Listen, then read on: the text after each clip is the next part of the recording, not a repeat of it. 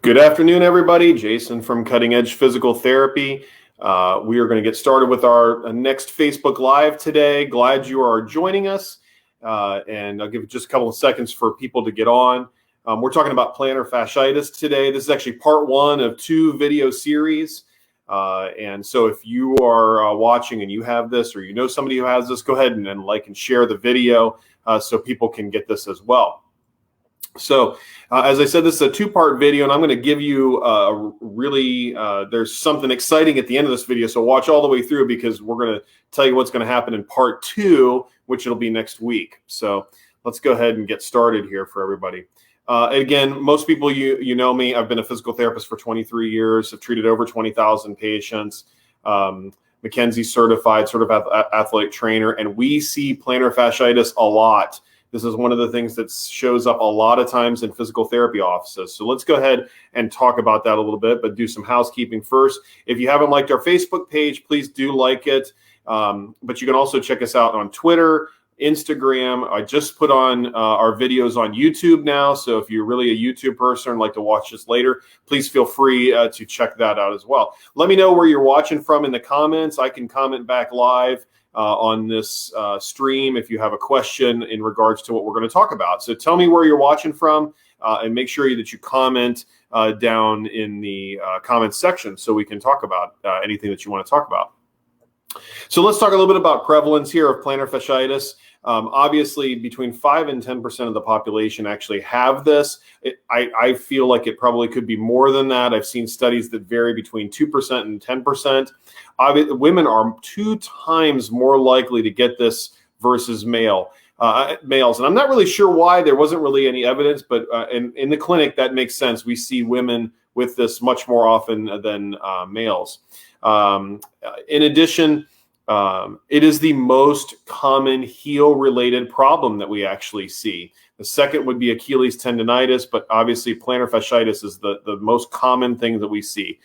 10% of all running-related problems, and some estimates, I saw studies up to 22%, could be real problematic for runners. So it's a population that needs to probably listen and watch this. 10 to 15% of all foot-related doctor visits are related to plantar fasciitis. So obviously, this is a huge issue. So our podiatrists, our family doctors are seeing this all the time. We see it in the clinic as well. The estimated cost per year is $350 to $500 million per year on treatments. And I think that is very conservative. That was an estimate done about 3 years ago on the study. So I think there's obviously a huge issue with this going on. Just to give you a little bit of anatomy, this is actually a picture of the bottom of the foot. I'm gonna scroll in so you can make that a little bit bigger. This is the bottom of the foot, and you can see that the plantar fascia is a band of tissue that runs up and down from your heel all the way to your metatarsal heads, which is kind of out there by your toes. You see it here. There is also a medial portion right here, and also a lateral portion of it as well. What does this tissue do? It actually helps support the arch and supports the foot itself. It acts like a big rubber band on the bottom of the foot to help support the foot, and it gets stretched every time you walk. And that can cause the problems here, and we'll show you why that is in just a second. So what exactly is happening in plantar fasciitis? It is most of the time micro tears in the plantar fascia tissue. And that means that over time, you've had little itty bitty tears, and we're not talking about ripping a piece of paper in half. We're talking about little micro tears in the cells that go over and over and over again, and then it becomes inflamed and irritated. It can result in trauma. We do see that very rarely, though. I would say 1 in 100 is probably some type of trauma. There are some predisposing factors, oftentimes tight posterior muscles, meaning the calf muscles or the Achilles tendon. If that is tight in general, then you can have some problems. Risk factors obviously include obesity, occupations that require long periods of standing. Those are our factory workers and things like that. Those people can get in trouble as well. Runners and even older adults And again, it's just because of the wear. Excessive pronation or supination, what's that mean? For layman's terms, that means you either have a really, really flat foot, pronation, or a really high arched foot, which is supination. If you have either one of those extremes, you are more likely to get plantar fasciitis irritation. Okay. 50% of patients actually have heel spurs on x-rays. And here is a big pet peeve of mine. The heel spur is not the cause of the problem. The heel spur is directly related to the problem, but it is not the cause of the pain. What happens here is constant pulling on the heel because of this tight tissue will create a heel spur. It grows from the constant pressure. If you constantly put pressure on a bone, it will grow more bone. That's the heel spur, but that is not the cause of the inflammation. The inflammation is caused by these little micro tears in the tissue. So it's not the spur. And oftentimes taking out a spur is not helpful. And you can talk to the surgeons about that as well. So that's kind of what's happening in plantar fasciitis. The question is really, what do we do for this? And I'm going to go through some of these examples of what you actually do, and then I have some things to show you here on the video.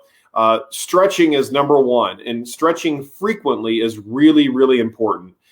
You need to stretch multiple times a day. And I tell patients every 3 hours, you're probably going to have to stretch. It's that important. That's really part of the treatment technique. If you're not doing that at home, you're not going to get better. And I will show you several stretches that you can do here in just a couple of minutes to take care of the problem. In addition, you can go to physical therapy, and there's some things that we can actually do. I'll pull up me on the video to put me in there. And here I am. And there are some things that you can actually do. We do some massage related techniques with tools like this. This is a scraper, and we call it a scraper, but it's an instrumented assisted soft tissue mobilization. It looks really scary. It looks like brass knuckles. A lot of people tell me that, but we actually use this on the plantar fascia to increase blood flow, remodel tissues, those kind of things. So here's a picture of the foot, and you can see the plantar fascia. It looks like a rubber band here on the bottom.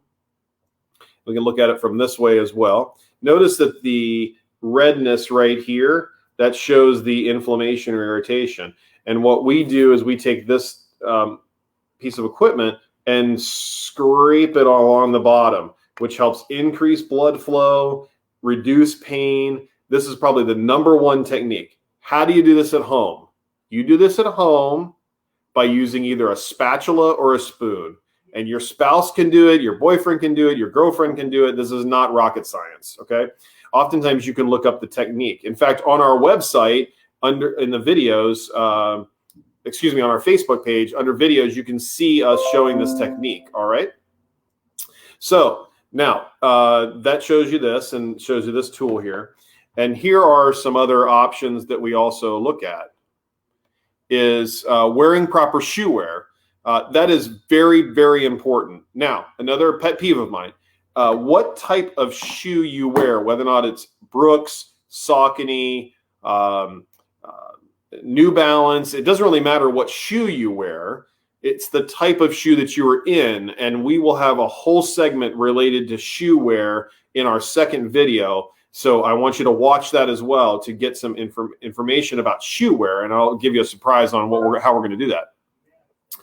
Also, always wear shoes. Always wear shoes. A lot of times I see people who come in and they're like, I wear flip-flops all the time, or I never wear shoes. Well, that's a problem. So you have to wear shoes to support the plantar fascia and your foot all the time while you're dealing with this. It doesn't mean forever and ever you never can wear flip-flops, but I will guarantee that 10 years down the road, if you wear flip-flops a lot, it will slowly come back. You also want to consider orthotic inserts, and I want to show you a brand name here that I use on a regular basis.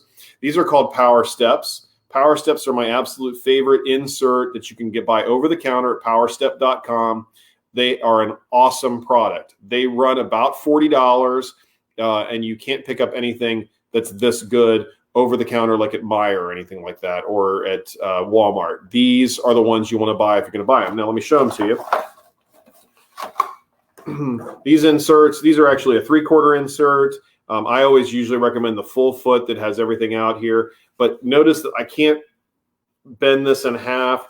Those really help support the arch. So when we put these in the foot here, you get this, which helps support the arch and the bottom of the foot and the plantar fascia. And if you reduce the stress that's on the plantar fascia, you're going to feel better. Some people do custom-made foot orthotics. That is one way to do this. It's not necessary.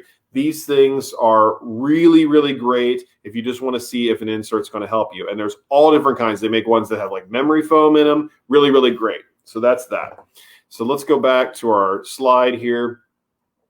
The other thing you can consider is night splints. Night splints, I don't have any in the clinic here, but night splint is something you wear at night. It keeps the foot stretched on a long-term basis, so it keeps it stretched for 6 to 8 hours, because most people come in and they complain of pain when they first get up in the morning. That is a symptom that we see in every single patient. So the night splints help stretch it out throughout the night rather than keeping it tight. Because a lot of people say they get up and the first thing in the morning, they hobble to the bathroom, and I'll try to show you a technique to maybe help reduce that. There are some other options. You see injections here. Injections are obviously done by podiatrists and orthopedic doctors. That sometimes helps reduce inflammation at the spot where it's really irritated. There's also a thing called shockwave therapy that sends a really powerful sound wave into that area to enhance blood flow. It is a cost that's often not covered under insurance plans and very expensive. There's also platelet-rich plasma injections where we're getting into that like stem cell research and things like that. I have not seen anybody that's actually had that done, but that's obviously an option. Surgery is our absolute last option when you come to dealing with plantar fascia. It is the last thing we want to do. You don't want to necessarily be opening this up if we don't have to. You need to go through all these conservative steps before we actually do any of that. Now, so those are all the things that you can definitely do. But what's our take-home message here? Our take-home message is stretch, massage the bottom of your foot. Please get your spouse to do it. You can scrape with a spatula. Just use some form of lotion. And also the other thing that I recommend a lot is ice, because it is kind of an inflammatory condition. Ice does seem to feel the best for it. Now, what I'm going to do is I am going to show you 3 stretches that you can do at home. That's going to be really helpful for you. Now, remember, you have to do the stretches on an everyday basis, and you have to do them multiple times a day. You can't just expect this to get better with one stretch. We recommend it all the time. So I'm going to flip on my screen here, and I'm going to put it down here so that you can actually see. Now, one of the things that I recommend using is a towel or a belt. So I'm going to slide back here, and I'm going to put my camera down a little bit. Okay, so you can see my foot here. This is the stretch that you need to do when you're getting out of bed in the morning. It's going to be a towel stretch. So we're just going to wrap that towel around my heel. The knee stays straight, and you pull back on the foot just like this. You'll feel a really great stretch in the calf, which is where you'll feel it. Oftentimes, if you get the toes really great, you're going to also feel that as well. I recommend you keep a towel right beside your bed. Or if you're in an office setting and you've sat for a while, you need to do this before you get up, because every time you get up and haven't stretched, you're going to tear more tissue. It's going to create inflammation. So that's stretch number 1. I often recommend holding it 30 seconds, 3 or 4 times. So that's stretch number 1.